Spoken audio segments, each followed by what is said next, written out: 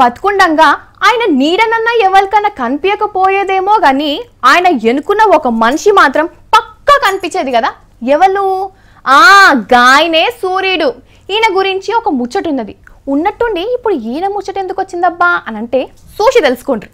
ఈయనను గుర్తుపట్టినరా? అదే సూర్యుడు. రాజశేఖర్ రెడ్డి వెనక నిలబడుతుండే చూడు, గాయననే. ఇన్నేళ్ళు ఎటుపోయిండో ఏమో, ఇగో ఇయ్యాల తేలిండు మళ్ళా.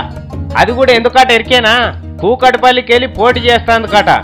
మరి నాకు టికెట్ ఎవరు ఇస్తున్నారని అనుకోకుండ్రి, ఇంకా జనం నడమ రాజన్న రూపంలో తిరుగుతున్న కేవీపీ రామచంద్ర ఇప్పిస్తున్నాడట. ఇప్పటికిప్పుడు ఈయన సేవలు జనానికి ఏం అక్కెరున్నాయంటే ఈ అప్పటి అప్రకటిత ఐపీఎస్ గారి సేవలు కేవీపీకి అక్కెరున్నాయట.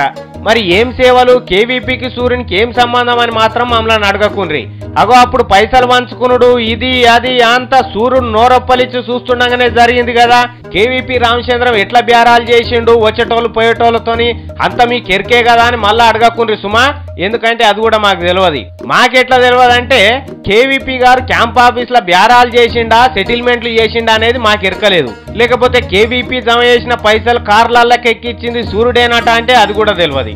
రాజన్న కేవీపీ ఇద్దరు కలిసి చేసిన దొంగ పనులకు సూర్యుడే సాక్ష్యం అంటే ఇమానంగా అది కూడా తెలియదు. మరి సీట్ ఎందుకు ఇప్పిస్తున్నాడు సూర్యుని కంటే అది కూడా మాకు తెలియదు.